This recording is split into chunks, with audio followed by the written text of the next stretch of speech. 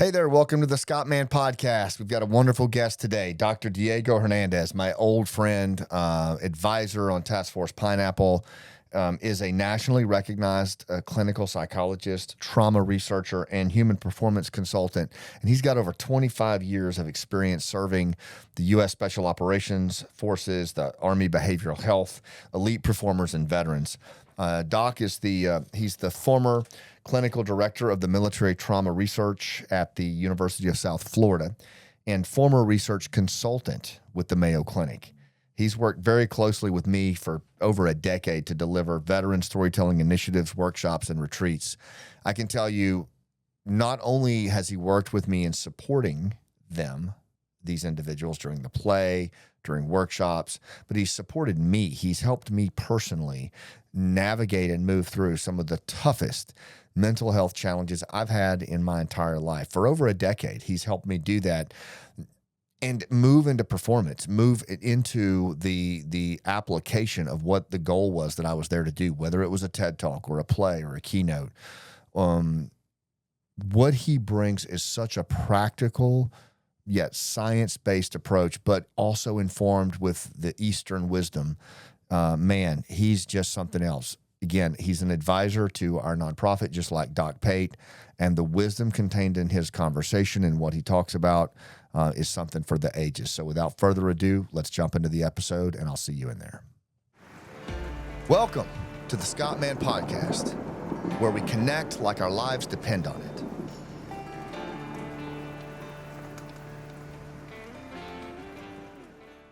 All right, Diego, welcome. Good to have you here, Doc. Good to be here. For like the 87th podcast interview with me. It seems like we've done so many of these together in so many different circumstances. I mean, at different stages in your journey. And yours. And mine, yeah. And in some ways, maybe the country's, maybe I think as well. It's really cool to have you here again. You're one of my oldest and dearest friends. I have something for you, but first you have something. So I'm gonna let you go first. Bought a picture of my grandfather. Wow. And if you notice the uniform, this is the transition from the Army Air Corps into the Air Force. Yeah. And my dad. Oh, wow. And he was a Vietnam veteran as well, right? Yep. That is so kind. Thank you. And you know where those are going? On that wall of honor behind me. Now, your dad is on a UH-1H Huey. Yeah, he was actually in transportation. So he, of course, being the son of a Vietnam vet, my trauma response is to become a combat trauma expert, right? Work with the military, right? And everything else is a big part of my journey, being an extension of his. Yeah, for sure. And interestingly enough, it's like he unloaded body bags and then loaded young men, groups of young men back on planes. I have a friend that did that, and it took a toll on him. Yeah.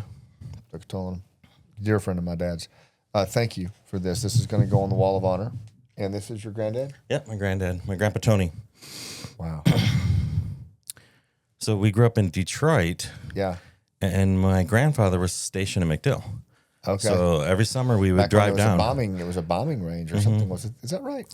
Yeah, it's been a few other things. I mean, it's like, we've got such history in the area. Right. Like USF is built on release to train B-17 pilots. Yeah.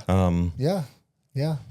Wow. So he was down here, and we would just all load up in the station wagon and drive down every summer. Well, these are going to go on the wall of honor, my friend, right back there. Your dad and granddad are going to be in good company. You know a lot about that wall of honor. Yeah. You've traveled with it a lot.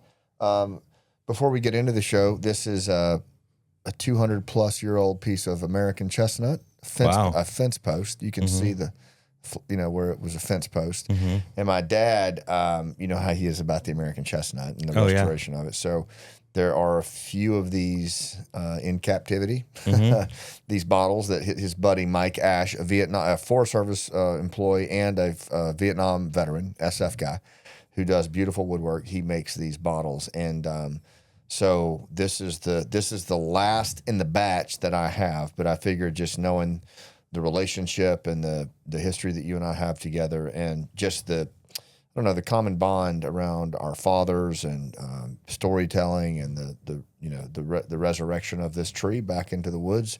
I felt like it was a very fitting thing for you to put somewhere where it can stare at you. Oh, thank you. Yeah, man. You're very welcome. You're very welcome. I hope it brings you good luck like it does me for sure. All right, so let's jump into it. Okay. I kind of thought about where I wanted to start with you. I mean, obviously, I think the first thing I'd want to do is just give us a little bit of your backstory, Doc, on how you came into, in all seriousness, like the trauma work and what kind of brought you to sit in this chair here with me today. Well, it goes back to my dad. It's like I said, he's a Vietnam vet. My trauma response is to become a combat trauma expert. Yeah. I spent a good portion of my life just trying to figure out kind of what the fuck was going on. Yeah. On top of that, also had some learning challenges. So it made me intensely curious to try to figure things out. And I was interested in philosophy and history and psychology. Right. And I, kind of set out on this course with the aim of trying to understand what post-traumatic stress is and trying to figure out, how does memory work? Yeah. How do emotions work? Where do they come from? And a big part of my journey was I was gonna sort of like take control over emotions by understanding anything and everything that has to do with them. And so it was about asserting control for you in the beginning anyway. Yeah.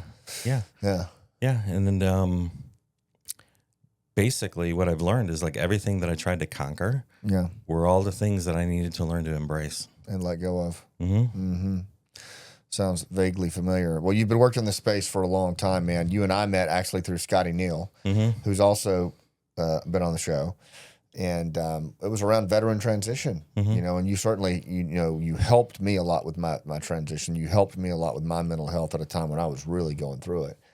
You helped me at a time when I was struggling to figure out how to get this play into the world and storytelling. And you've really been, I think, even on the for-profit side, about every workshop I've ever run. And now we're, coaching together on the storytelling front. We've run a lot of miles together. One of the memories that really comes to mind, though, of all the different things that you've done is I remember one performance that we did, and I can't even remember where it was. It was Last Out. We were performing it. And I remember we were on the stage performing. I was playing Danny Patton. You were posted as you always are, where you could kind of see the exits. If anyone was going through an experience, you could, be there for them.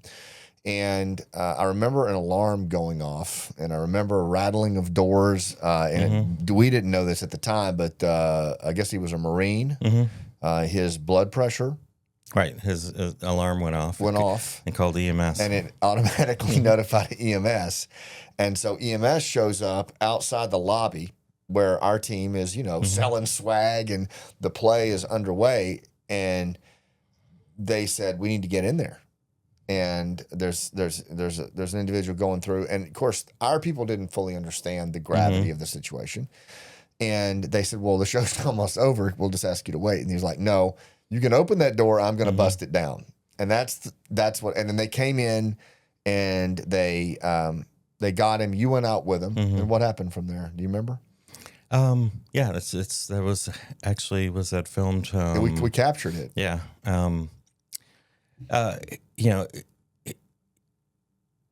His nervous system was responding to the content of the play. Yeah. And it was bringing up a lot for him. Yeah. And, once he was cleared by the EMS, him and I sat down and did an intervention and just to work to really quickly re-regulate his nervous system. Yeah. And once we got the nervous system re-regulated, and then we were able to just kind of have a pretty candid conversation. And I just held space so that way he could, process his experience. Right. Right. Yeah. And, what you might think is, well, okay, he was massively triggered. He left. What did he do? Went right back in the play. Yep. You know, he says, this has been good talking with you, but I want to see what happens next. Yeah. And he not only did he come back he stayed for the talk back, right? Yeah. And really had some profound things to say, and was very moved. Yeah. You know, and I would love, that was not the only time that happened. I mean, you did interventions a lot on the road, and I think most of the time they went back in. You know, so what was going on there? What this emotional response? Because it can seem, and I think in many ways, Doc Payton and I talked about this, that in some ways society can condition us that this is a catastrophe. That's what's happening. But can you talk a little bit about the emotional responses that we have, including veterans, in the context of, things that can become pretty profound in moments? Like, what's going on with emotions? Well, we're going to be learning and hearing a lot more about emotions in the next 10 years or so. I mean, even in the psychology research, we find that emotional processing is the mechanism of change. And so we're conditioned to try to not feel. When you try not to feel or try to avoid things that are unpleasant, especially in a consumer society, gravitating towards pleasure as a way to manage emotions, or something we call bypassing, where people only good vibes, only positive stuff. There's a reason why we have a range of emotions, and the emotions are a direct pathway to our core sense of self. Right. I mean, I've been a trauma researcher for some time, started with EMDR-like therapies, and then a variant of that called accelerated resolution therapy. We've trained over like 400 Army behavioral health, personnel in these techniques and stuff. And going through each of those memories, you're working with the emotions, because you wouldn't have the memory without the emotions. Right. And basically, I can kind of summarize that work is it's resistance to feeling the emotions. And it often comes from kind of key points earlier in life when we lacked what's called an empathetic witness, that when we were young and we had a difficult experience, what we're doing is our internal experience, we're trying to line it up with what we're learning and seeing in the culture. So emotions, we don't all have the same emotion. Right. The emotions are really culturally taught. They vary from culture to culture, and they really involve our own personal history with that emotion. Sure. So if you look at emotions like a language, like let's say you grow up in a house where grief is not spoken about. Right. You're like, don't be sad. You're given these directives about what to do, right, but yet you feel sad. Yeah. There's a cartoon called Inside Out, which is this really fantastic metaphor. The only drawback is that every emotion has its own range of emotions, but metaphorically, it does a really good job of showing how important they are. And sadness has a really important role in being connected to what matters. Yeah. And we need to feel sad. We need to feel bad. But a big part of how society's constructed, and even how my profession addresses it, it's like we want to affect change, and we want to feel better. We don't need to feel better. And if you feel any of those other things, something's wrong with you. Right. Let's medicate it. Right. Absolutely. The Sufi poet Rumi says, the wound is where the light enters. The Stoics say the object is the way. And you look at all these ancient traditions, and they're all saying the same thing, is that the thing that bothers us the most, the thing we don't want to talk about, the thing that gives us the most difficulty, that is the pathway to growth and transformation. Yeah. I mean, Joseph Campbell, the cave you fear to enter holds the treasure you seek, right? Mm-hmm. And I think it's clearly implying struggle, in the hero's journey. But you're right. I mean, and we've drummed it out of everything, Doc. I mean, you don't see... you'll see people get on stage who are, leaders, thought leaders, whatever you want to call them. And it's always, 3 ways to be great like me. Right. And there's no struggle. There's nothing where that was earned. Mm-hmm. It's all it's always been this way. It's great. Here's how you do it. And if you don't, do it this way, there's something wrong with you. People in the audience are going, man, I could never do that. Right. So this individual he's not only unwatchable, as my buddy Bo Eason says, he's completely disconnected, or she, from the audience, from the person you're talking to, with it, when you take struggle out of it. Right. And our brains operate as such is that the range between, like threat level of arousal and being totally relaxed is where the learning zone is. We learn through struggle. We are designed to learn through failure, through mistakes. Even our sense of self, which is always in transition, it builds together based on our experiences and our goals. And we talked about this last night too. It's like we often start off with this sort of idealized self, but as we engage in these roles, that becomes more of how we see ourselves. And that self, every time you're challenged, let's say, going into the service, then, boot camp, each time your sense of self continues to get broken down and changed and evolve. Then you go to your specialty school, you learn your specialty, then you get deployed. Yeah. Then you get deployed to combat, and what's the first thing that happens in contact with the enemy? All the rules out the window. And the same thing happens with our sense of self. Right. It comes apart. Right. So that way it could reform. So it's this ongoing process of accumulating new knowledge and experience and creating a new sense of self. But yet I feel like we're conditioned to try to hold it all together when that coming apart is starting to happen. Right. I know I felt that. I still feel that. There's this desire to just brace and lock down and control. Right. And we do that when we don't know what to do. Yeah. And this is where, culture and tradition, especially warrior cultures in the past, or, even in different societies today, create that context for what are you supposed to do during those times. And it's the idea of healing versus transformation. But what about when you come home from all of that? What about when you change planets and you come back to civil society, civilian society? It seems like there's not much context for that, and there's not much. No, there's no context. You don't know what to do. I hear it from folks all the time that it's like it just ended. I just got dropped off. Yeah. It's kind of like, you picked me up in this bad neighborhood, went and had this life full of experiences and challenges. I learned about myself, what I'm capable of, how far I can go. And then you just drop me back off in the same neighborhood. Yeah. Yeah. It's like my buddy Matt, producer of the show, he's talking about, the guys that we run with and stuff, where they, a lot of it feels like you get out and you're like, well, you need anybody shot? You need to shoot somebody? Anybody? You need me to blow? I mean, seriously, like the things that you learn to do that are really, that you many of our folks become proficient at and very high performers.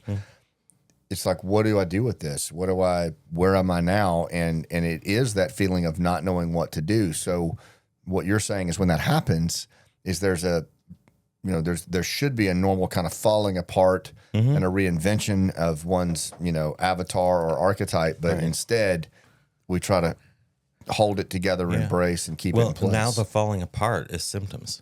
So we're going to medicate those symptoms. We're going to drink those symptoms away. We're trying not to feel bad when feeling bad is what we need to do. Yeah. We don't need to feel better. We need things to make sense and to have meaning from it. Because the brain has a mandate to make sense, doesn't it? Absolutely. I mean, it's making sense of things all the time.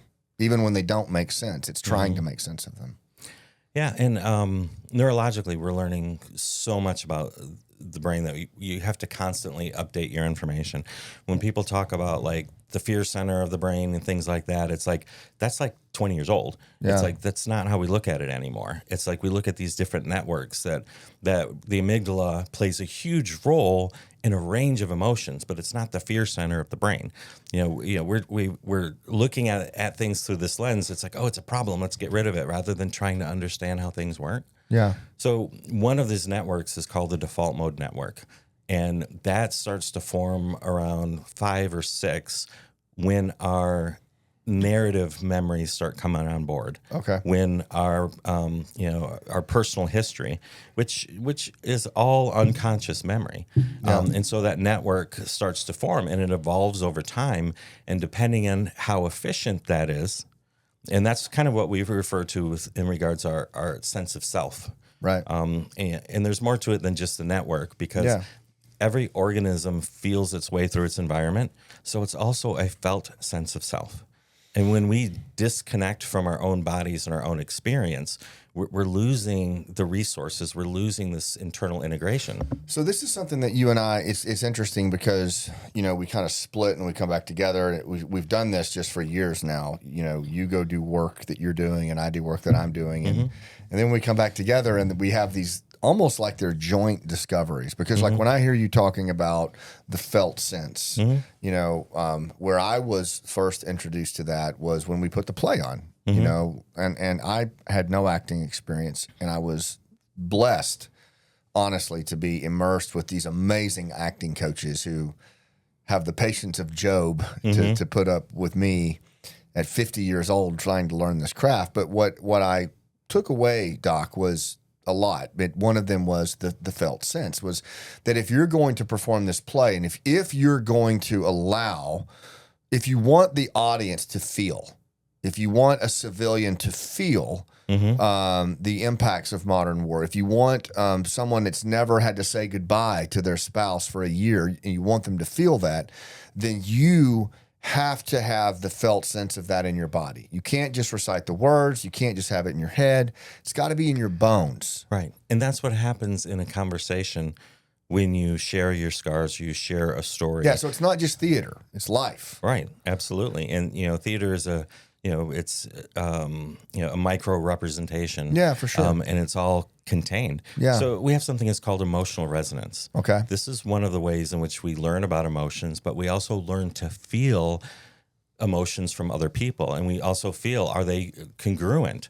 Like often people are saying one thing, but giving off a different vibe, right? Which could be really confusing. But what happens is when people are listening and engaging in a play, they're also resonating with the emotions of the characters. Yeah. And it creates this safe environment where they can feel these things that maybe they don't have a lot of experience. Right. And they're looking to the characters and how they're approaching the situation, and bringing it to a result. I mean, when you look at theater, and the origins of it, it's like it started off with like, in ancient Greece, they would just kind of go around in circles and chant. And then they would go around in circles and start telling stories. Then they decided to start acting them out.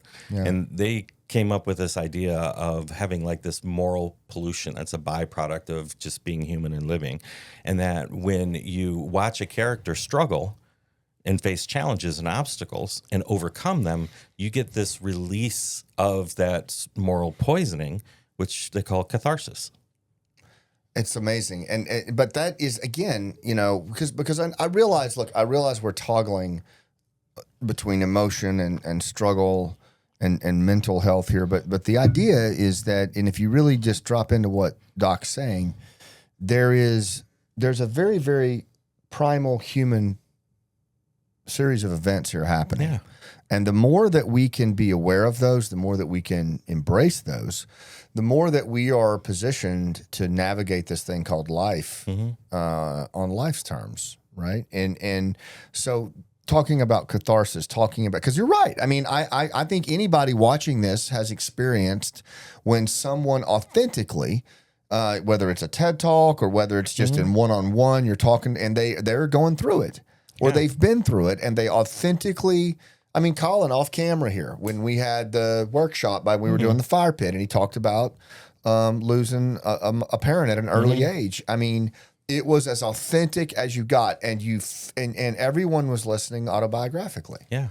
Everyone was listening and processing their own shit in the safety of his struggle and narrative. Is that not the same thing or some version of it? I mean, and like when we were talking about the wall earlier, I mean, knowing that we are human and knowing that we are not alone in what we're experiencing, because we've basically shamed people for feeling emotions and we've tried to, basically do away with them. I mean, I see it in corporate America. I don't mean to cut you off, but if someone gets up and says, and they're recognizing someone that's given their life to the company and they're about to retire and they start to cry, what's the first two words out of their mouth? I'm sorry. Right. We apologize the moment we start to feel emotion in front of people. Absolutely. I'll express my emotions when I speak, and I don't apologize for them. I was speaking to a group of psychology graduate students in a couple of different programs over at USF, and I was expressing an intervention. And the emotions that were in it. And it's always pretty moving for me for a number of reasons. One is like the deep empathetic connection that I have for the individual I was working with, but also the satisfaction and joy of being part of that process. Yeah. And so I get kind of choked up. Yeah. And one of the students yells from the back of the room, "Oh my God, he's got secondary trauma." It's like, even the therapist, it's like, "Oh, we shouldn't have emotions. We shouldn't do this." And, and I stopped the whole thing and I turned around and identified him and I said, "No, this is not secondary trauma." I said, "I am emoting because I'm full of emotions and I love this shit." Yeah. I love this shit. Yeah. And each and every one of you are here because you want to see people's lives change the same way. And granted, we're not talking about, emoting when you're in the middle of a gunfight or when you're about to go on a mission or even when you have to get in front of people. What we're talking about is a natural access to emotions that we're wired to have. Right. And we are communicating in authentic ways, primarily through story. And like you said, this kind of communication is an embodied experience. Absolutely. And for all the reasons that you've cited, but the real storytellers, the real communicators, their stories and everything they do is a physical act. It's embodied. And that takes work and practice. But when you do that, it's like plugging a cord into that socket right there, and that emotion is going to move through you. Yeah, absolutely. Back to that situation. Yeah. When you were emoting. Yeah. It was a performance situation. I'm sitting there performing, but it's an emotion that I'm acquainted with. Yeah. So a lot of the work that I do with individuals is teaching them, like we've done at the workshops, to kind of check in, drop into their body, identify what they're feeling. Right. If it is something that you're acquainted with, then you could tap in and get the wisdom and make use of it. So in that moment, I could tap in and say, it's like, "Oh no, I love this." Yeah. These emotions fit the situation, and every one of you are here because you want to do the same thing. You want to make a difference in people's lives. If it were one of those situations where something came up that caught me off guard, and this is where I work with folks to shift. Yeah. And so when I'm working with operators and, law enforcement and stuff, call it the tactical use of emotions. It's like you have to be able to recognize it and lock it down. And then you have to have a practice and hot wash it later. Right.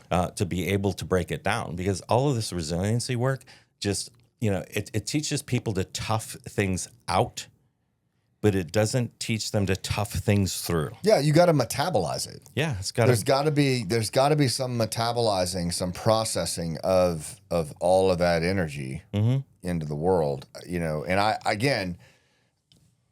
I wish I had known those things when I was in Special Forces, mainly because for the engagements, mainly when I had to sit in front of people and the stakes were very high.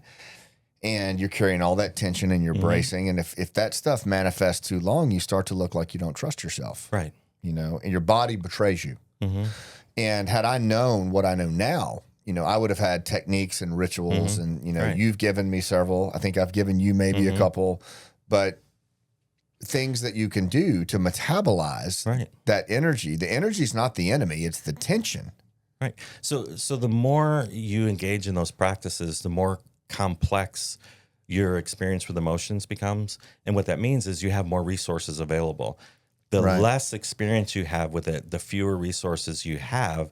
And then we tend to over rely on them and lock down. So in order to perform, it creates drag. I think that's why. So man, there's so much good stuff here, but I think that's why with our workshops, working with veterans, working with first responders, Gold Star families, families of the fallen, military families, frankly, any human that's been through it or been scuffed up in their life, I'm a big believer in working through your backstory, your signature story, your scar story, whatever you want to call it, taking a pivotal moment that happened in your life that puts you on a new trajectory, and you start to live through Joseph Campbell's hero's journey. You start to live through the struggle, the belly of the whale, the appearance of a guide, a resolution, and ultimately, resolution, what you learned, how you changed. But I believe that if we can do that, then there's what the resource that's available to us, the promise on this, is that a minimum is we start to align all these things we talked about, come back into alignment. Yeah, and absolutely. we start to make sense of things. At the high end, you're now sitting on something that is liquid gold in terms of healing, connection, influence, teaching. It becomes, as you said, as you work it into your bones, and it becomes more familiar. Right, and you're resourced, and you're more flexible in the options that you have to respond. But you can't just riff it. You got to. This is work. It's deep work. Yeah, and that's why when you look at warrior cultures, and I like to use the samurais as an example. Okay. And you look at the Bushido code. I'm just going to paraphrase in a way that just it's more useful. It's like, I will rise up before the sun and face my greatest enemy, which is myself. And so it's these rituals and these practices, because the samurais were not just warriors; they were politicians, they were judges. Right. They handled disputes. They, and in order to be clear on your role and your purpose and your objectives, you need to have this emotional clarity. Stephen Pressfield's resistance, right? I mean, it's the antibody to resistance.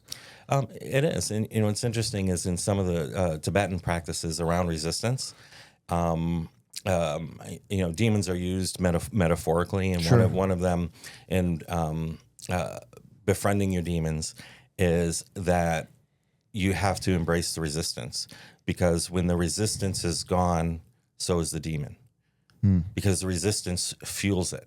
Yeah.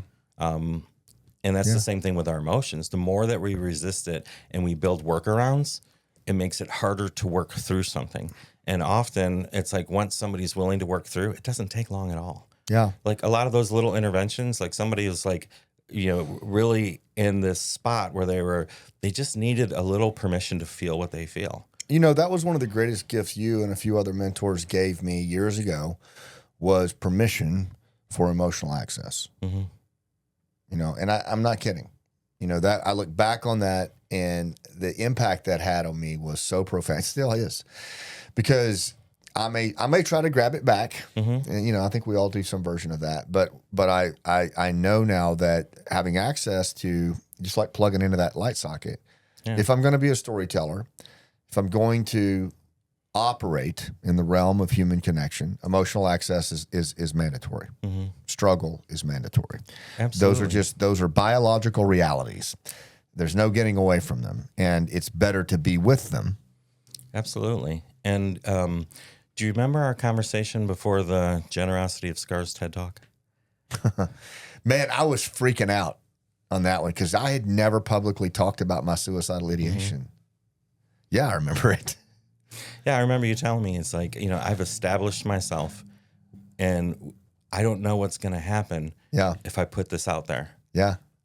I was terrified, because, I had just weeks earlier told my sons for the first time, my wife. I mean, all that happened in 2015. This was 2019. 4 years. I mean, and my family didn't even know. And now and I'd built a business, I'd built a nonprofit, and now I'm going to go tell people that I stood in a closet with a pistol. Yeah, you built this new sense of self, and it was being threatened by taking this deeper step of honesty. 100%. Yeah, and I think even if you watch you can see, like I'm even up until several minutes into it, I'm not sure I'm going to do it, But you always said something to me that I really valued, which is there's two levels of ownership on our personal story. Can you tell us what those are? Well, if we don't own our story is going to own us. Yeah. And when I've told that to people in workshops, they're like, "Oh, you're ripping off Brene Brown," and I says, "Nope, I can document that I said it about 4 years before she did." You were saying it out in the woods. It doesn't matter because there's nothing new under the sun anyway, right? Exactly. That's my point. It's this wisdom that it's like you start. I look for it in other cultures and stuff, and how they integrated it into ancient practices and things like that, because it validates the human experience. I don't know that I've ever had an original thought. No, it's like synthesis. But well, it's like that U2 song where he says every poet is a thief. Yeah, well, 100%. Yeah. But that's part of the human condition. It's a huge part of our purpose is to accumulate knowledge and pass it on to the next generation. We could see it in almost every species, even to an amoeba. And I think the synthesis of knowledge too. For example, I know I take pre-engagement preparation. The 3 questions that you are big on. Who am I? Why am I here? What do they need from me? That I have time, from Jean-Louis Rodrigue, my movement coach, and 3 diaphragmatic breaths using the technique by Dr. Belisa Veronich. But when put together, it's pre-engagement preparation. It's a synthesized approach to walking into a room. We need to make sure we put that in the show notes too. It's a great way to show up. And you're just like a samurai, starting his day in meditation. And along those lines too, it's like the steps that you're taking, you're building these intraceptive skills, intraceptive awareness, being aware. What does that mean? So that is our awareness of our own internal states. Oh, wow. Yeah. So the brain's really, really interesting. And there's some challenges with the people who want to, combine technology with our consciousness, because our consciousness works at like about 10 bits a second, kind of like a Nintendo. And the rest of our brain is like a supercomputer. Okay. So all of our senses are the information. We don't get any raw data to our consciousness. Everything is processed and broken down and condensed. And that intraceptive awareness is the first stage of how an emotion is created. Our internal state is the reference point, and that internal state then, and this is based on the work of Lisa Feldman Barrett. And I would encourage anyone to just, she's got tons of stuff out there that really help us to understand where emotions come from and how uniquely personal every emotion is. And so she describes it as we have 1 foot in the past and one foot in the present, because we're using the past to make sense of the present, and our emotions are trying to inform us of our past experiences. I love that. And if you look at the iceberg that I draw, nobody's coming to save you. 1 foot below the waterline, 1 foot above the waterline, 1 foot in our traditional past, so that we can draw from and allow those primal drivers to inform us in that Zoom meeting about budget cuts on how we should best conduct ourselves, because it's from those innate, hidden, dormant, interpersonal realities that we can really draw. A lot of influence, a lot of impact in the modern situation. Now, I got a question for you. So let's take it all back. We've covered a lot of ground here, but let's go back to trauma. What is trauma in your definition? There's several different definitions. The one we're working with from the medical lens. Yeah. And I'll just mention that first, because it's like, I'm not a fan, because you're damaged, you're wounded, you're injured. But there's a whole industry and practice that's based on that. And people who are in an acute need, their resources from that end really make a difference, life and death difference. I define it as unprocessed experience, unmetabolized experience, because we use experience, and some more critically, in creating and maintaining our sense of self. So it's experience that doesn't allow the integration that maintains our sense of self. If our sense of self is being threatened and we're dysregulated, it really impacts us. Right. And we know through neurological research that the network that I mentioned, the default mode network that contains our personal story, that we can see how it begins to evolve when narrative memories start to come on board, and evolve, in different ages. And what you find is with people who meet the criteria for chronic post-traumatic stress, that their network is operating somewhere between the age of 7 and 8. Oh, wow. And so it's like, you're comparing brain scans to saying, here's the efficiency of the network. I mean, it explains why when people are in that state, they're saying, I don't know who I am. Yeah. And it is a state. Yeah, it's a state. Yeah. It's not an illness. Right. It's a state. And what is your message on things like when you look at, well, first of all, can you give me your working definition of moral injury? Because that's getting bounced around a lot too. So it's part of that same process with the self. Like when I was working on some of the workshops that I did, with the military and veterans groups on this, I was talking with one of my colleagues, Colonel Hogue, who used to be the head of behavioral health at Walter Reed. Right. And I was sharing some of these ideas, which I do with folks to get kind of their input and stuff. And I kind of like identified these three clusters that you find in traumatic memories. Right. So you have things that are centered around the physicality of an event. Okay. And so like the somatic stuff, and there's plenty of therapies that address the somatic release and releasing those memories, because those are all unconscious. Like even like the breath work we do with Jesse. Yeah, yeah, and it needs to be released because the body will hold on to it. Yeah. And then grief and loss, which is the bulk of what I've seen working with the military, is grief and loss. Yeah. And then the moral injury part, I started putting that together and described it as moral injury to him. And Charles said to me, he says, I think you're onto something, but maybe if you could find a better explanation, because why would you describe a natural process as an injury? And I started really looking at it and really seeing it as kind of a failure of moral integration. Okay. Because we do an assessment and evaluation of how congruent are our values and beliefs with our actions and our behaviors. Right. And we have to bring that into a resolution and to integrate it. And more importantly, it's that evaluation becomes how we evaluate ourselves as individuals. So you're saying that what we're talking about here is just the failure or the failure to integrate moral values into our way of being in the world. Like they don't align. There's a violation. Well, so the violation is not in the values; it's of the values. So this is a big part of what emotions are doing. They're trying to draw our attention to our core values and our what I call our deep self, which is the self-organizing principles that's organizing and maintaining our ever-transitioning self. So when we prevent ourselves from transitioning, then we can't adapt to new environments and new circumstances. Right. And so, the bulk of my work right now is working on our sense of self. And what I'm finding and working with people is when you tap into the sensations and the experiences that are crucial to the sense of self where it's stalled, you don't even have to go through all the memories. Wow. You can pull on that thread and start doing that deeper work. And once you pull on it and you create that safe environment for people to work and give them a framework for it, I often say it's more important to build awareness than an escape plan. Yeah, because most of us are trying to build an escape plan to get away from emotions. I did it for years. Yeah, drinking, shopping, all kinds of other things that we've done, riding motorcycles real fast, taking risks and doing all kinds of things to try to manage and avoid and get away from that.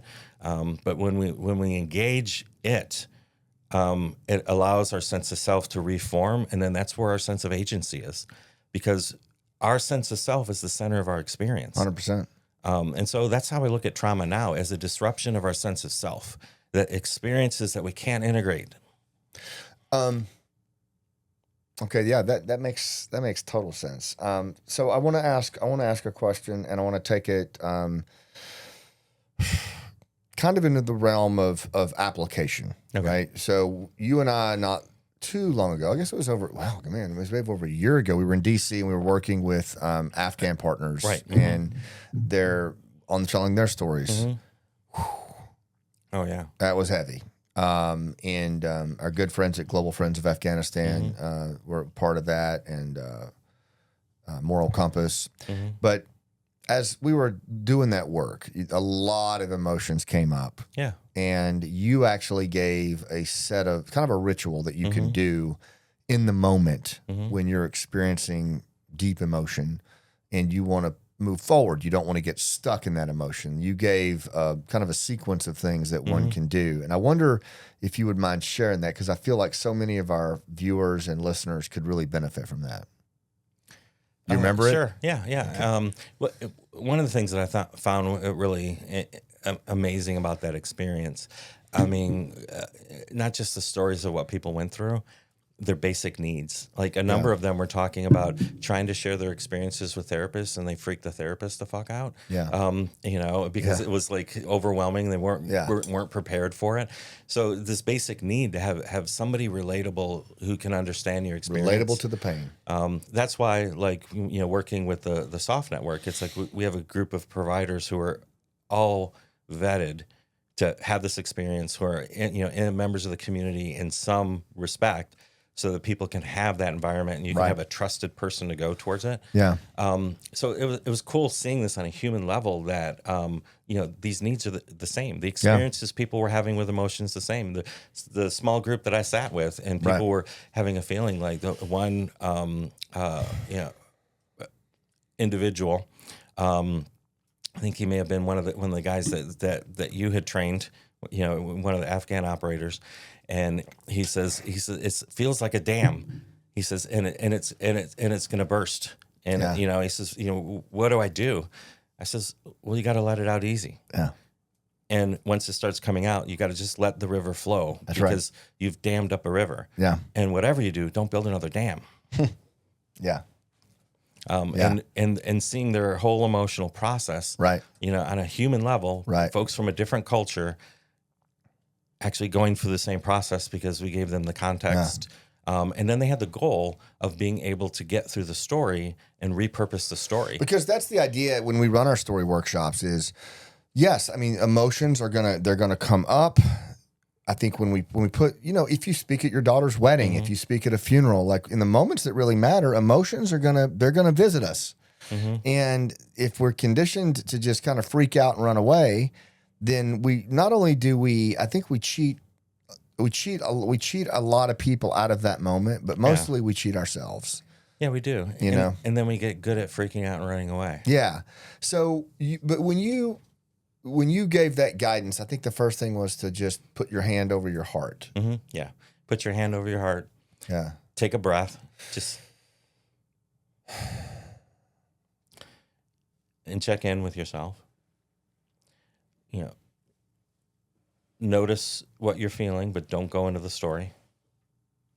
Just notice the feeling, notice the sensation, but don't go into the story. And just tell yourself, this is what I'm feeling at the moment. I don't always feel this way. This is what I'm feeling at the moment. And taking a breath and then breathing through it. If at that point you're working towards something, like you're working on a story, and sadness is the main emotion that you're having difficulty with, then you acknowledge it. Because like right now I'm feeling sadness just thinking about our allies and being left behind and what that day was like. So I feel that. But when I hear myself say it, that I feel sadness right now, it shifts. There's just that awareness of my own emotions and where I'm at in that place. It just, there's a change in agency. Absolutely. And we can describe it neurologically, because so the prefrontal cortex is where a lot of our task-driven behavior happens. Yeah. And it's intimately tied in with the amygdala. The amygdala is it's not the fear center of the brain. It's the grand central station of emotions and threat detection and all these other stuff, because it's all routed through there. Right. So we can measure the activity. We actually have two prefrontal cortices and two amygdalae, and they work laterally and contralaterally depending on the task. Is that a left hemisphere, right hemisphere thing, or is it? Separately and together. Wow. Yeah. It's really, really fascinating. There's the whole science behind it, like, detecting threats, targets that are further out, and then you hit a threshold where you're forced into a decision where that thinking goes down. But we are primed for uncertainty. So a priority in the brain is to reduce uncertainty. When you begin to have an emotion, when emotion starts to form in your body, the activity between the prefrontal cortex and the amygdala are spooling up, because it's trying to detect, is this a threat or not a threat? What is this? What's happening? And again, that priority becomes to reduce uncertainty. Right. So what happens when we push it away? We stay in that state because the physiological length of time that we feel an emotion is 90 seconds. Yeah. And then everything else is our relationship with that emotion. I found also that if you're speaking or you're standing and that emotional wave comes on, you can take a step to the left or right and it'll dissipate it even faster a lot of times. Right. Yeah. And so that's when it's one of the other things that's like when I teach people to check in, do you check in? Is it something you're knowledgeable about, or do you shift? Yeah. And do you make a shift because there's something that has to be done? Yeah. But you're always making that shift with making notes that I'm going to hot wash this afterwards. And there's a reason for the move. Right. Exactly. You know, people, and man, we're getting into like stage stuff, but I think some people care about that is you watch people on when they're speaking or if they're nervous, they're shifting all the time. Their feet are shifting. They can't, I see it a lot. And that's the opposite of what you're talking about. That's that's not an intentional shift. That's where just energies, you don't know what to do with yourself. You're Ricky Bobby. You don't know what to do with your hands, feet, or any of it. Yeah, it's easy as it's as simple as shifting your weight, shifting your attention. Yep. And all of that, because if you can acknowledge the experience and then shift. My acting coach, Carl Bury, would say, because there was times in Last Out, it would get really heavy, and he would say, when that happens, find three new things in the room. Just change your ocular focus on three new objects. And I've started showing that to EMTs, that are riding in the back of an ambulance, or just find three new things, change their ocular focus. It works. Yeah, it helps to realign our nervous system with what's going on. But at the end of the day, we're still checking back in with our body. We're recognizing that this is an embodied experience, connection, leadership, all of it. Why is storytelling such a profound tool for dealing with trauma, making sense of life? Like, what is it about storytelling versus other forms of communication that seems to kind of carry the day every time? We're wired for story. Our default mode network, and how we discovered that was in studying all this task-related behavior and left people in the MRI machines and saw all of this activity in this newly unidentified network going on. And so then they got curious about it, like good scientists. And they're like, what's going on? Because it violated their assumptions. Their assumption is that nothing is going on unless you're intentionally doing something. Right. But that's why we call it a default mode network, because that is where your story is contained. Wow. And when we rest, our default mode network is actively thinking about our story, particularly in relationship to other people. Yep. Lieberman says that too, that the brain's state of rest is thinking about other people. Yeah. That's crazy. You'd think it would just rest. Well, the majority of our emotions are in service of our relationships. So it's interesting. The area of the brain that processes like physical pain is the same place that processes emotional and relational pain. Yeah. So what that tells me is that we're designed to remain physically intact, but also relationally connected. But what about, if so you're saying that the centers, the parts of our brain that process pain for both emotional and physical are essentially the same. Yes. And so if I break my ankle, and I'm hobbling around on that, people are like, dumbass, go to the doctor. Right. But if I have a damaged relationship or a moral injury or broken trust or whatever, something that is, authentically emotional in nature, but there's been harm, either it's suck it up, push it down, right? Or some version of like, it would be as asinine from what I'm hearing you say. Yeah. As, hey man, just rub dirt in that shit. It'll heal up on its own, or it won't. On the ankle, I'm saying. Yeah, you wouldn't do that. Right, absolutely. But yet in our society, we do, and 10x that when it comes to emotional injury. Well, what happens is when people don't have the skill set and they're not curious, they're going to default to however they cope and manage with things too, which is often withdrawing from situations. But it's so fascinating to me, because that to me is right at the essence of what we're dealing with veteran transition, with EMTs. I mean, my God, the load those guys carry. Absolutely. Holy crap. But I think also we're always talking about veterans and active duty and first responders, but also just people just living their life, you know. Absolutely. The churn that we live in today, an unprecedented level of division and distraction, the attention-based economy that you're talking about, the digital, all those things conspire to create a really challenging environment for people where they're in an emotional state all the time. Right. And they don't know what to do with it. Yeah, billions of dollars are spent to try to harness your attention. Yeah. And to shape your behavior. Yeah, where you put your energy. Right, and then on the consumer end is promising, you know, pleasure and feel good emotions and other things like that, and then that seems to be the goal that people will pursue. I love it in the play when Malik John says, "You know why the Afghans are going to win?" Oh yeah, yeah, yeah, yeah. Because Danny says, "Tell me," and he says, "Well, he starts with misery." Mm-hmm. The Afghan people can tolerate suffering that most people in the world can't tolerate for. Yeah, because we've been doing it for generations. Yeah, it's an expectation. It's part of their identity, and because of that, you can tolerate more. Yeah, and you go through it. It's an expected. Sebastian Junger calls it a community of sufferers. You know, when he looked at like World War II, the British who would go down in the subways during the bombings, but yet suicide rates were lower. Mental health. Do you buy that? Right.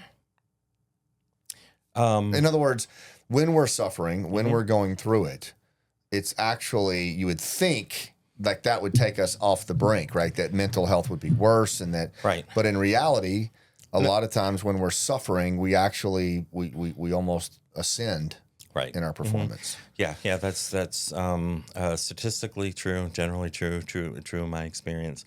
But you know, my ADD is just, you know, kicking in, just relating to the different things you're saying, and then not to pick on one of your heroes, but I blame a lot of this is like on John Wayne. Yeah. Damn it. And then come on, man. And you know, all the characters that he played, never having an emotion, manning up about everything, you know, all the weakness, and it's like it became you know part of our culture at that time. Yeah. But interestingly enough, it's like, you know, he avoided serving the country because he thought it would interfere with his acting career. But then Jimmy Stewart, he's a fucking hero. Yeah. Yeah.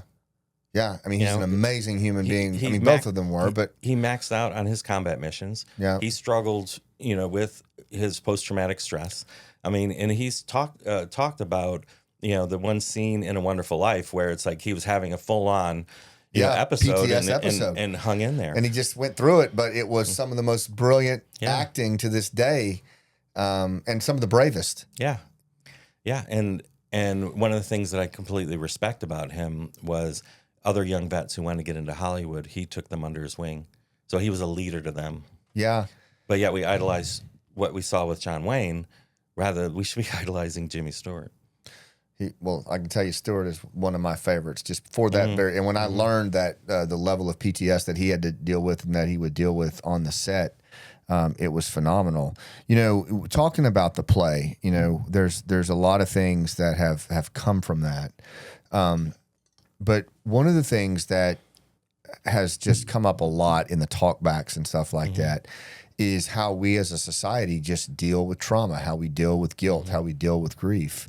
And it just feels like we are not talking about it. You know, we're just not talking about it. There isn't an expectation to talk about it.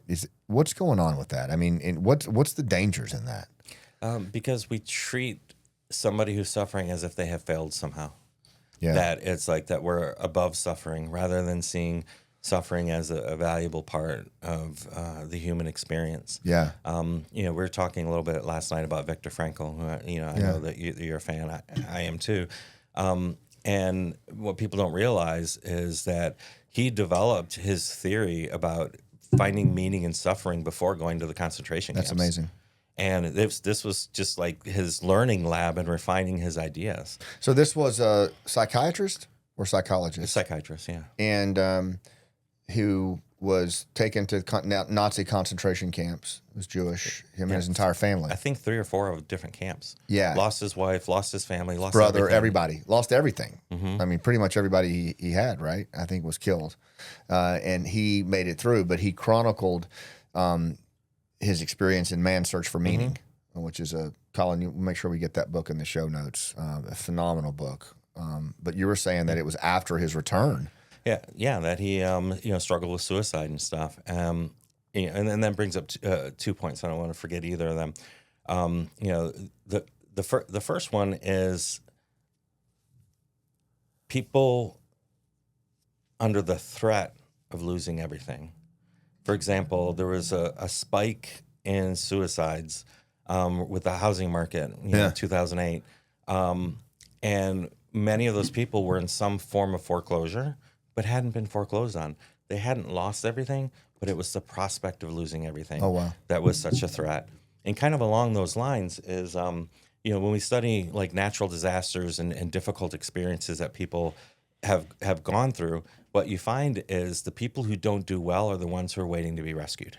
Right. And the ones who were determined to survive are the ones who end up doing really, really well in that situation and finding meaning. But and when you say do well, like probably the ones that will not develop deep PTS, like the ones that are waiting to be rescued, are more likely going to have long-term trauma. Yeah, because a big part of that is that lack of sense of agency. Their sense of self is such. But do you worry that we are surrendering our agency in droves these days? Oh, big time. We're surrendering it to the pharmaceutical companies, to my profession. I mean, when I hear young people talking about their concern with mental health, on one hand, I'm like, it's like, yeah, they're concerned about their well-being, but the context to which they're using it is seeing everything negative as an indication of a disorder. And people are like, my anxiety. It's like, no, it's not your anxiety. You are feeling anxious. Yeah. And we got to, I've worked to reframe those things with people to see. It's like, no, this is an experience you're having. Right. It's like, do you feel guilty when you feel thirsty? No. No, that's a biological state. Yeah. It's a need. So how's that any different than feeling overwhelmed? Yeah. Yeah. It's another biological state that is trying to help you regulate your use of energy. It might be driving you to rest. It might be driving you to take a break. It might be driving you to, unload some of your responsibilities. Right. But you're right. I mean, because this idea of just giving away our autonomy, giving away our agency, I see it everywhere, and it really concerns me. And now and I know I'm going to sound like such a friggin' boomer, although I don't think Colin probably thinks I'm a boomer, but I'm not. My dad's a boomer. But the approach of AI, I'm sorry, but I just look at how we scored on the first round with social media for the last decade or so. We didn't do well. I mean, I feel like there's a level of entanglement in our society that we have lost our connection to the natural world. We have lost our connection to one another. And that's just with this first wave, the next advent of AI. And I'm already seeing it. I mean, I'm seeing peers using it to create stories and do creative things. And I'm thinking, man, every time you do that, you're trading one nugget of your agency. Yeah, absolutely. For entanglement. Yeah, and so for prolonged entanglement. So that's happened is that we have made every experience a commodity that there's a product for. Like even all these practices, like the whole wellness community, which I lead yoga retreats. I practice yoga and meditation. I'm part of that, but I also see it from within, where it's like people are on this constant journey of healing, and it's like everything is a problem, everything is trauma, and it's like. It's kind of ridiculous because it's like it's life. It's life. It's life. It's like you're having all these symptoms. Skid that fucking car in sideways, man. Yeah, that's what my uncle used to say, and I loved it because it's true. Skid the car in sideways, and I forget who originated that term, but I just think there's really something. I mean, I get it. I know we're all walking through challenges and stuff, and I'm not minimizing that, but you're right. I mean, there's so much about all of this that is being characterized as trauma or triggers. And I guess my question to you is what is your message to people as they navigate through the churn today, because it is elevated. I mean, we are up against it. But what's your message to people in terms of pursuing their goals and self-actualization and the things that we're wired to do? What have you found along the way that, tactically would be helpful? Joseph Campbell said, if you want to change the world, offer a new narrative, basically. And that's what we need. We need a new narrative about what it means to be human. In our culture, it's like everybody's worried about how much the economy is growing. We don't really talk about how stable an organization or a company is. We live in such an environment where somebody is going to buy up a company like Toys R Us, with a long history and everything, and then borrow a bunch of money, sell the land from underneath them, pit it against the company so it really can't survive. Then it crumbles, and then they sell everything off. It's like, we're scavenging scorched earth, businesses and the same thing, and services in society and institutions and all these things that are really critical for people having a sense of community. Yeah. And we've turned it into something, that you can make a buck off of. Yeah. And we're sacrificing what it is that makes us uniquely human. Well, we're sacrificing our stability in our society, basically.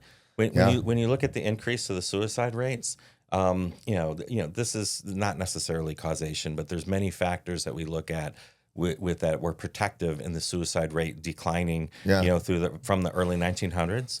And so a lot of the changes that happened in the 1930s that we're seeing through the 40s and the 50s and the creation of a really robust middle class, that it's like these were protective factors. Having work and a financial security, having belonging and meaning in society. This is when you have all of these institutions that are meeting social needs and stuff like that. And then the gradual dismantling of all of them and the increase, people would get a, return of 6 or 7%. That was great. But then suddenly it's 8 or 9% or 10%. Yeah. Now people are going for the 30% return. And so if you line up the data with the suicide rate and a lack of economic security, they parallel each other along with investment returns. And on the flip side of that, you have Robert Putnam, social scientist who wrote Bowling Alone and The Upswing. He says, and I'm paraphrasing, but half a century's worth of data. You won't find any corollaries to money and happiness like what you just said, right? But half a century's worth of data shows that the absolute correlate for happiness is proportional to the breadth and depth of one's social relationships. Yeah, absolutely.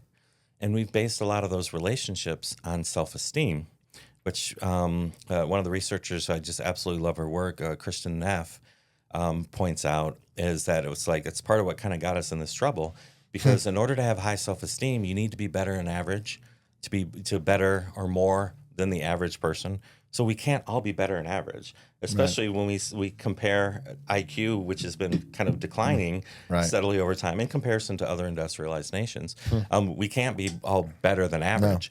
No. What we really need is self-compassion, self-care.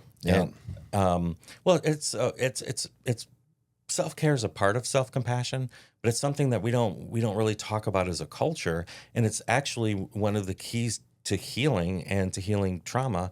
And these, other events that are much, much smaller, because we're judging ourselves. Yeah. I mean, really, it's like we are assholes to ourselves when we struggle. And what we need is a kind, good coach who's strong and who's going to give us direction. And this is, that self-compassion. When Carl was directing me through a particularly tough part of Last Out a couple years ago, I would keep rushing through it, and I would, and then I would catch myself doing that at other things when I was speaking on uncomfortable topics. And something he said always resonated with me, and I try to share it with other people is, in those moments, one of the toughest things we can do is to tolerate ourselves. Tolerating ourselves when we're alone, tolerating ourselves when we have to just sit in it and be with it. That's to your point, I think, where we start to self-medicate. There's a pill for that. You shouldn't be feeling this way. But a lot of this really is about tolerating ourselves. Because to me, that's another version of taking care of yourself, is to tolerate yourself in those tough moments. And I'm not professing to be able to do that extremely well. I struggle with it. Mm-hmm. But I feel like it's imperative that we continue to try to figure that out, because that's what's under assault right now. Yeah, I agree, and we should spend some more time on that. I mean, not in the moment, but you and I, because oh shit, I just got another session. Yeah, because it's more than just tolerating it. It's really accepting ourselves and loving ourselves. When we dish out compassion readily to other people, but don't dish it out towards ourselves, that's what drives us to burnout. Yeah. And what happens is there's two kinds of empathy. There's cognitive empathy, is your ability to kind of recognize and identify what other people are feeling. That's what like sociopaths and other people use to like manipulate others, because they're good at recognizing it. Salespeople in general, I'm not saying they're sociopaths or anything, but they're good at recognizing people's emotional states and adjusting to it.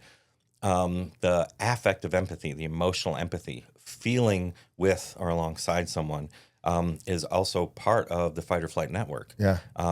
And it costs energy. It's metabolically expensive to want to be moved towards helping others. Yeah. And so you don't get a burnout of compassion. You get a burnout of empathy, because it's exhausting. We can't stay in an elevated state. So being in that empathetic state is an elevated state. 100%. That's why I'm huge on recovery. Mm-hmm. I think that recovery is, what is it? James Clausen says leadership is the management of energy. Yeah. Yours and those around you, and how we manage our energy. Because you're right. When you're engaging someone, if you're truly, like we are right now, intentional, seeing the pictures in the head of the other party, pure discovery, that's exhausting. When you're done with that, you've expended a lot of energy in a good way, but you've still expended energy. So then how are you putting energy back in the body? How are you replenishing? And recovery is essential, but most of us don't do that.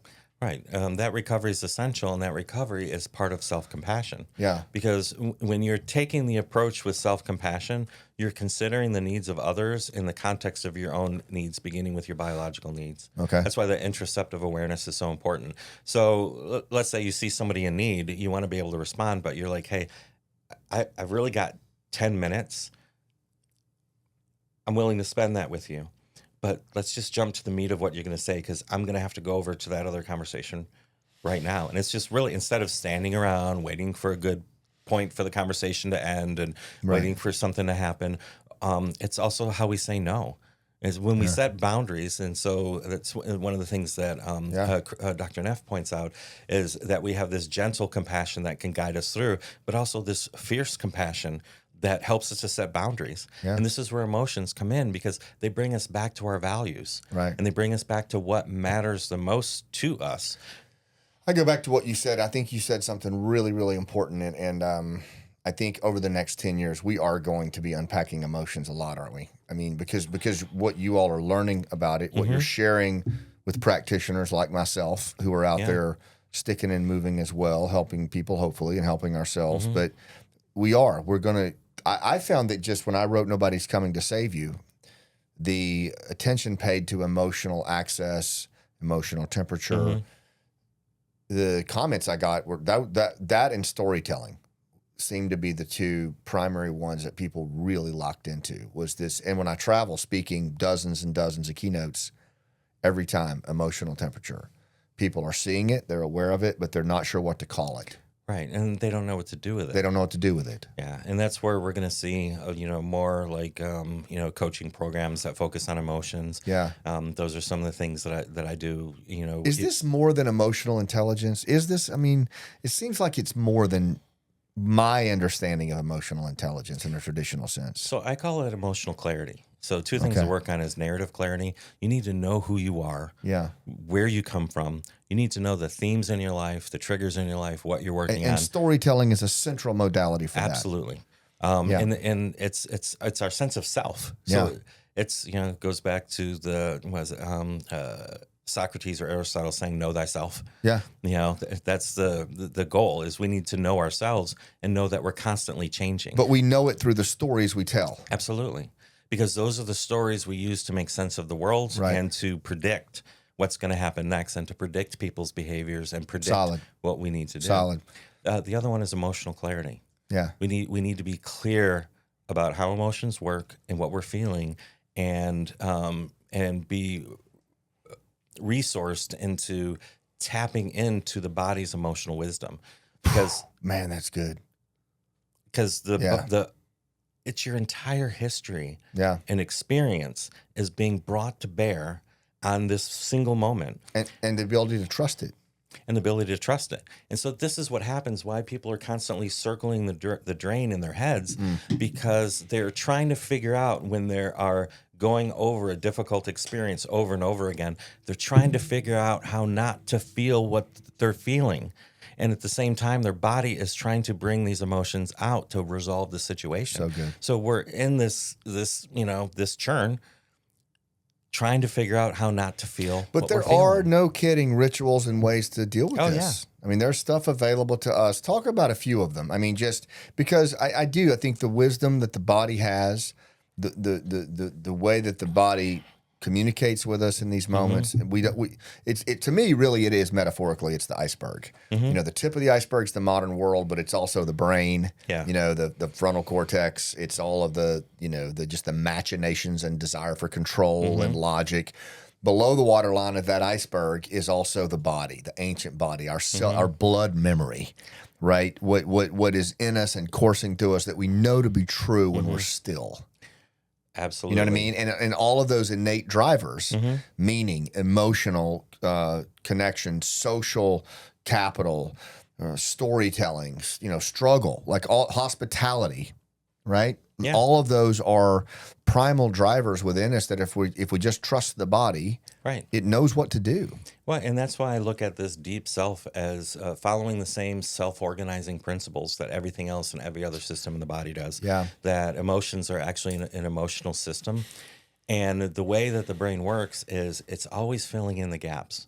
Even your visual field has blank spots. And what happens is it just overlays what you just saw on it. So we have this illusion of things being whole. And this is what happens when we ignore emotions. Yeah. It's vital data. It's our complete history and our value system, and we're ignoring it. So what does the brain do? It starts to make shit up. Yeah. It starts to fill it in.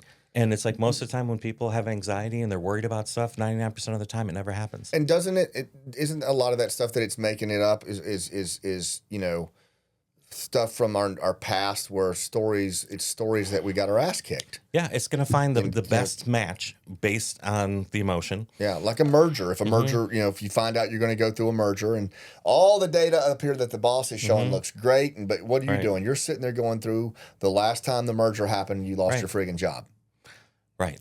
And so if you have emotional clarity and you're able to tap into that experience as a point of reference, then you're able to take action, have agency on your own behalf. Yeah. Now, I do a lot of consulting for different companies and organizations, and I had one not too long ago where we're negotiating the contract. And I've had organizations take advantage of me in the past because they're like, and they do this in business all the time. It's like, hey, we want to get, you make a proposal. We're going to go through the proposals, and we're going to, it's like picking your brain sort of thing. We're going to take all the best information that we really for your proposal. And so usually those individuals make a lot of promises. Yeah. And so I'm sitting here in this, this business meeting, and the guy rides a motorcycle. I ride a motorcycle. He's like, hey, Diego, how would you like to have a Ducati out in the garage, in the townhouse when you come here to work out, slapping me on the back? We're going to do great things. I'm like, radar's going off. In the past, when I was younger and first starting out, I would feel that uncomfortable feeling. So I would give more. I would try harder to make sure that the deal went through, rather than listening to my internal guidance that was saying, there's things do not resonate. They do not fit together. Yeah. They're incongruent. Yeah. Do not trust this person. Yeah. I mean, it's the same thing when somebody brings you intel. Yeah. It's like, what is their motivation? Who are they? Where do they come from? What do they have to gain? Yeah. And it's like, we have to be able to trust these senses that we have that have been well developed to operate in certain situations. And emotions should work the same way in every other situation. But until we learn to trust the emotions, trust the body, and the thing, this kind of goes back to, you build that capacity when risk is low. Yes. You don't build that in a crisis. That's not going to show up for you in a crisis. Right. You're gonna repeat the same old shit. But if you can practice these things, and so I'll bring it back to veterans in transition, first responders, anyone who's a high performer or aspires to be. there is a way of being in the world when it comes to this stuff that is available to all of us, but it really is deep work. It really is. And most of the time people engage these practices as a solution. They want something to go away. I mean, I can't tell you how many times someone's like, right. I'm fucking breathing and it's nothing's changing, and it's like, all right, we got to slow that down. And it's like, you're not breathing. Nothing's happening. You're not breathing to make it go away. You're breathing it to get into the moment. Yeah. And to open up and to actually get clarity and see what your options are. Right. So it's like, so then that becomes a skill that we have when we're under pressure, when the stakes are high, when there's a lot of demand. And we have to do them, like you said, when the stakes and the demands are low.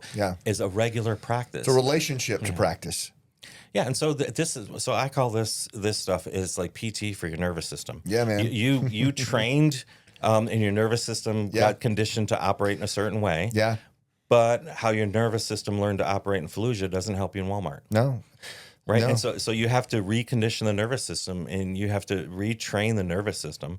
And what happens in these environments is like you're well trained to respond to the threat or the demand, and now you're perceiving this discussion with a kindergarten teacher as a threat and a demand.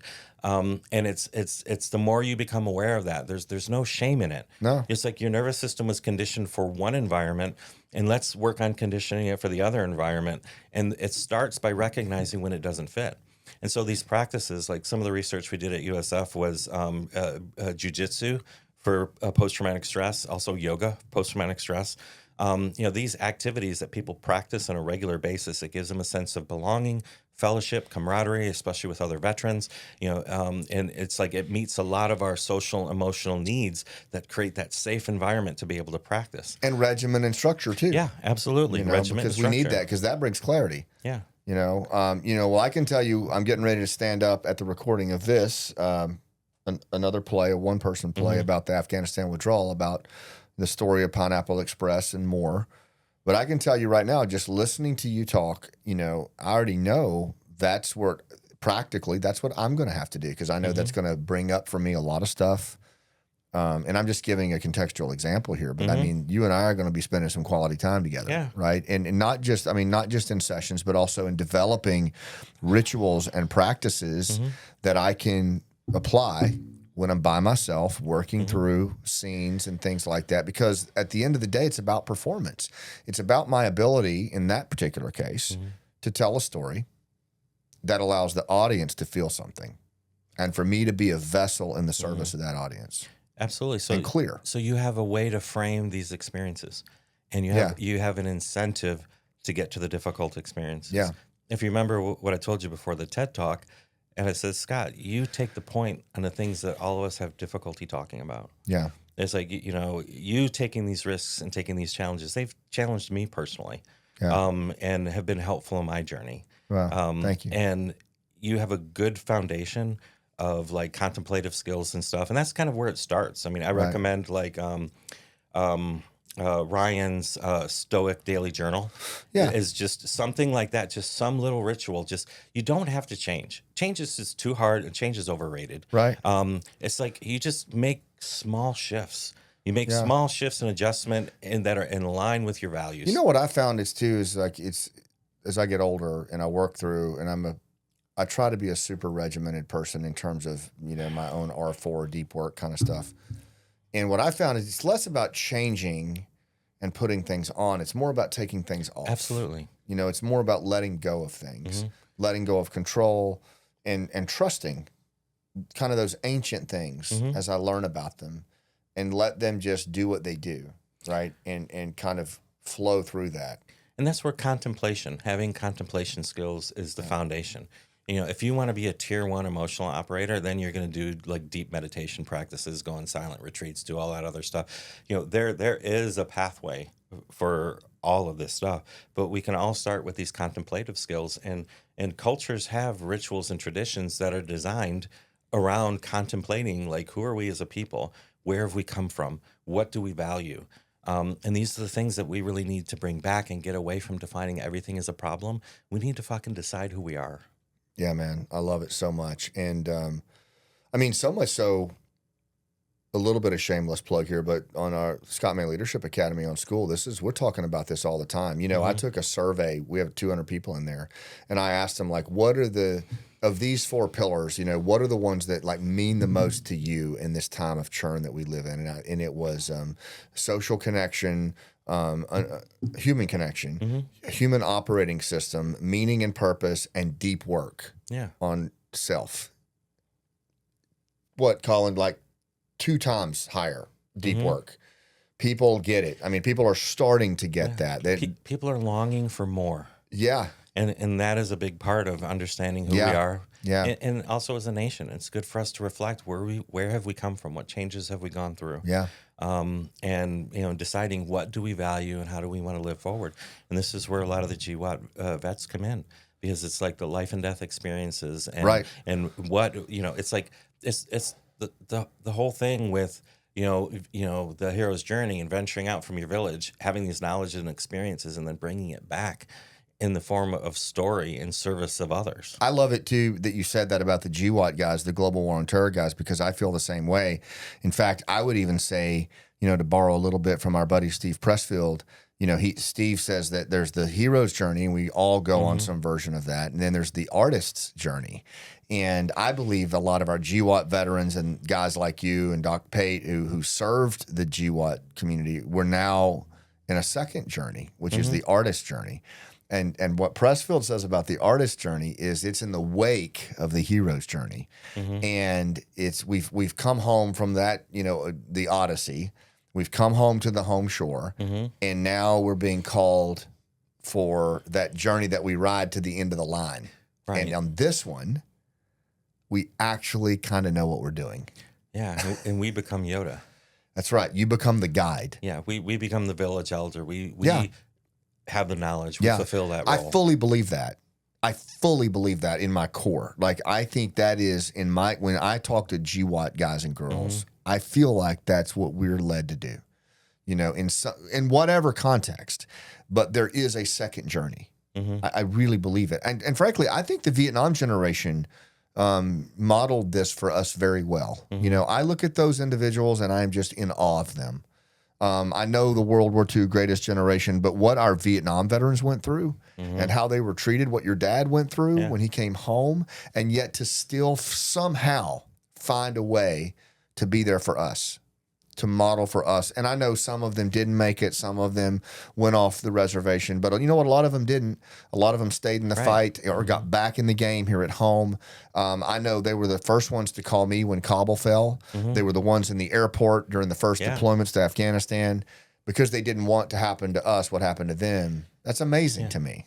So apart from my coaching practice, I largely operate in the nonprofit space, which a lot of these initiatives have been started by Vietnam era veterans. That's right. Like one of the special operations retreats that I do is like 2 guys from special operations were sitting around one day saying, it's like, we got to do something for these kids coming back. Yeah.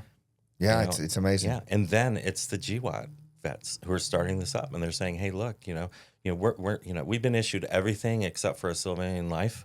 So we need to, help. And I don't think anybody's coming. I think it's up to us to figure this out. But guys like you who help us sort it, I can tell you personally, I have felt led to do things that scare me in the realm of human connection and storytelling, whether it was talking about hard topics or doing the play or this next play that's coming out, because I feel led to do it. I feel like there's a deeper thing in me, in my body, in my universe, whatever, my God, that's taking me there. But I'm not unique in that. A lot of people feel that. But you've really helped me harness the innate resources that are within me to do that, and I'm very grateful to you for that. And I think I'm almost giddy at the thought of doing this again. What we're about to do now, because that's awesome. Because I kind of know, like, it's terrifying, but I know that everything I need is right here, and then I got guys like you at my shoulder that are gonna, help me put together the practice and the work that I need. That's to serve. A deep level of trust in your deep self that for that internal guidance and keep going. Yeah, I appreciate your words. It's like it's very much like my purpose is to help the helpers, to support those. That's why I kind of hang out in the background. And it's like, it gives me joy. Yeah. Look, like seeing Holly Yes. and what she's doing Gold with the Star play. mom that now is helping families of the fallen. It's unbelievable, her evolution. Yeah, Do you know she's doing a TED Talk? Yeah. She's doing a TED Talk in the fall. And we're going to see her tomorrow. Yeah. We'll see her tomorrow. Okay, so we've taken a lot of your time. We're going to do more of these. What did we not cover when you think about, when you walked in here today, when you see what's going on in the country today, the stuff that you're working on, what's on your heart? What did we not cover that you really want to make sure, or that you want to double down on and make sure that we leave with? One of the retreats that I work with that was started by some dear friends of mine called Warrior Mission and Ease. And we combine the equine work along with memory-focused interventions and stuff. We felt an obligation towards our peer mentors. And so we had them come in and bring their battle buddies, bring people that they want with them. And one of them stood up in one of the group sessions that we're having, and he's like, everything that we went through in basic, we did it together. Everything we did on deployment, we did it together. Kicking indoors, everything that we've lost, everything that we've gained. What makes you think that you can do this on your own? Right. Wow, man. We need each other. Absolutely. Majorly. And I hope that resonates with everybody watching this. Not just our veterans, not just our first responders, not just our military families, every single one of us. We need each other. In the words of Sebastian Junger, I quote him a lot, but if we think that we are anything other than on an isolated outpost together, we are deluded. So, Doc, thank you for all that you put into the world. Thank you for being part of our community, for taking care of our community, and for actually modeling what right looks like, man. Like, you do it, you model it, and that makes it so much easier to do it when we see you doing it. It's one thing to like talk about it, and but I see you do it all the time. I see you every time we perform or I tell a story. You're right there watching me and the audience. So thank you from the bottom of my heart for what you do. Thank you. It means a lot. It's easy when you work with good people. 100%. And it's worth what you have to pay for it. Thank you, man. Thank you. And thanks to all of you for sitting in for this amazing conversation. I know it's been a lot to me. And we'll have Doc back on because there's tons of stuff that we're going to be talking about in the coming months. So thanks for what you do. And listen, we're growing this podcast. We're growing it organically. It's about human connection. It's about relationships. It's about bringing the things to you that will help you put it into play. So if this resonated with you, share it, rate it, subscribe. All of those things help us grow this at an organic level because we need this kind of leadership and human connection in the world. Thanks for what you do. And don't forget that you got a story to tell, so put it out there. We'll see you on the rooftop.